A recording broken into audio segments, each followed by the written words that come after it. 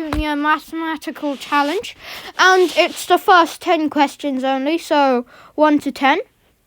And for question 1, it asks us what the value of 222 plus 22 divided by 2 is. So what we do here is, sorry, I'm getting a bit of a cold. So you do 222 plus 22. So that equals to 244. And you divide that by 2.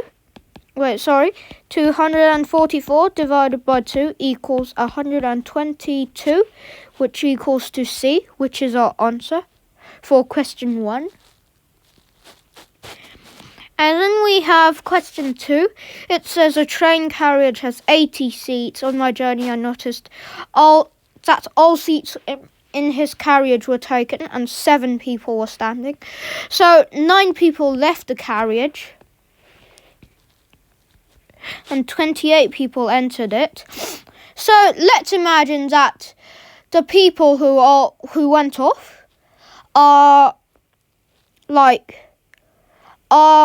the 7 people included the 7 people standing.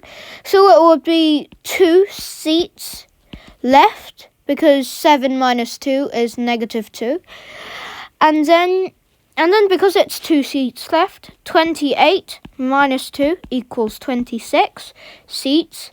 26 people standing. So the answer is D for question 2. For question 3, it asks us what the angle of X is. What we have to do is, we know that that's 45, and that also is 45, and that is 60. So 45 plus 45 plus 60 equals... no, sorry. Why did I put 2 45s? Plus 60 equals 105. So that's our answer for question 3. Oh, sorry, which is A. And for question 4, it says a regular decagon P. If you don't know what a decagon is usually like a 10-sided shape. So it's 8 times the perimeter of the regular octagon Q. Octagon is 8-sided shape, and each side is 10 cm long. So perimeter equals to 10 times 8 equals 80, and that is because it's 8 times, so 80 times 8 equals 640, and it says how long is each edge, so 640 divided by 0 equals to 64. So the answer is E. For question 5, it says the train left Southampton at 6:15 and arrived in Birmingham at that. So usually for these time questions, I round it to like the nearest not the nearest, but the next hour. So 6:15 gets rounded, so that's 45 minutes to 7, and from 7 to 8:48 is simple, so it's 1 hour and 48 minutes. And so 1 hour is 60, so 60 plus 48 plus 45 equals 60 plus 80, 93 equals 153. So A.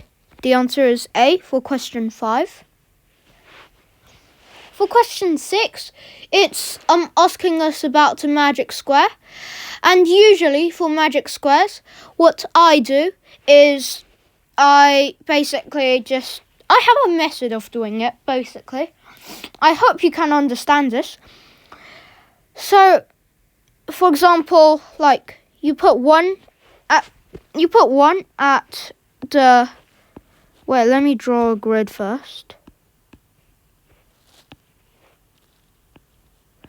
At this spot, so like the middle of the top row, and then you put 2. So how you put 2 is you always go like top right, so 1 goes to top right, so it should be here, but because there's no space there, so it goes all the way down here, so 2 is put here. The same rule applies here. It becomes 3 should be here, but it doesn't have anywhere to go, so it goes all the way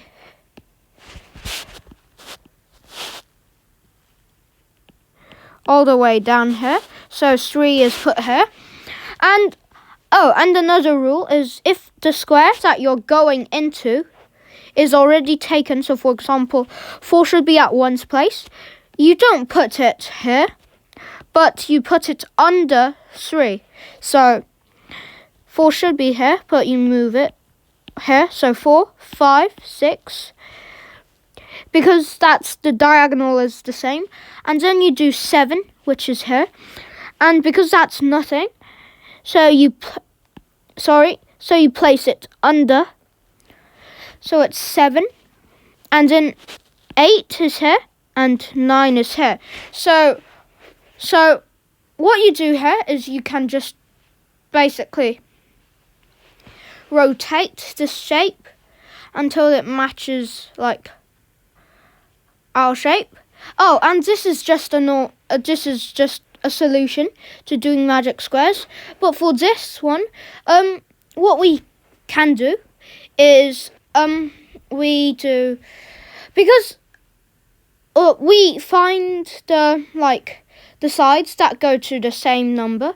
So for example, let's say 7x. Oh, yes. So for example, this t here. So that's 12. So, and this number has to be the same. So 4 and this has to equal to 12. So that's 8 definitely.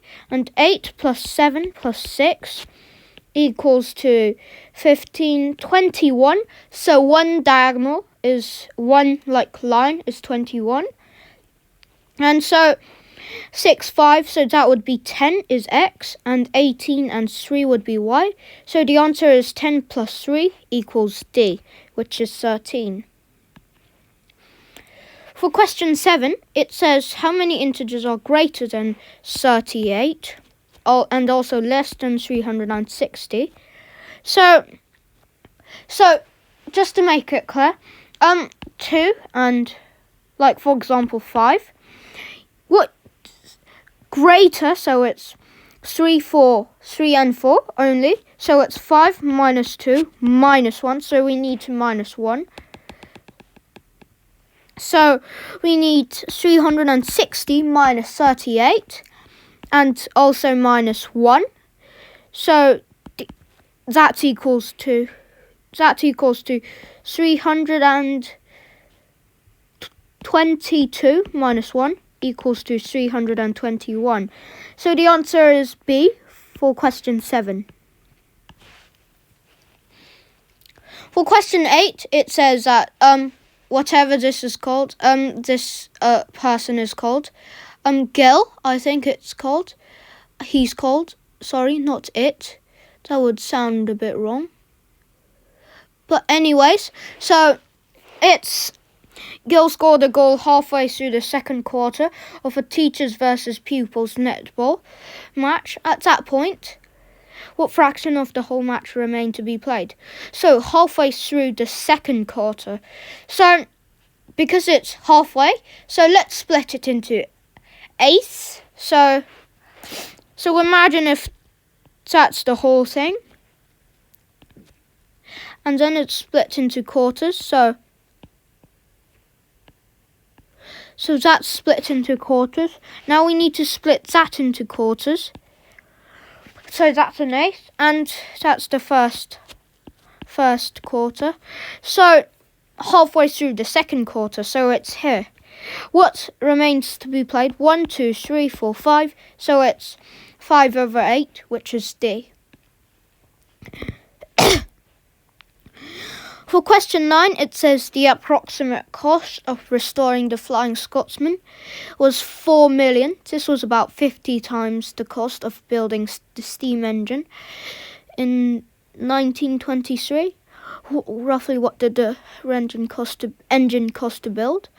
So 4 million is 4 with 6 zeros behind, and it's 500. So 500. So we can take away 2 zeros first, and then it's 40 divided by 5 equals 8. So it's 8 and then 3 zeros, so 8,000. So the steam engine costed 8,000. So it's £8,000. So the answer is C for question 9. And for our final question today, adding 4 odds of the 5 fractions, that things gives a total of 1. So this might seem a bit tricky, but it isn't actually. So you can notice that 2, 3, 6, 9 are all factors of 18. So we can make it 18 over 9, 18 over 6, 18 over 3, and 18 over 1. And we need 3 numbers that add up to what's that? What was that? Oh, yes, I missed one. 2 over 18 and 1 over 18. We need 3, that gives 18 over 18. So, and it's 4, so it's 9, 6 and 2, 1. So not used, so it's 3 over 18, which equals to 1 over 6. So the answer is C. Thank you for listening.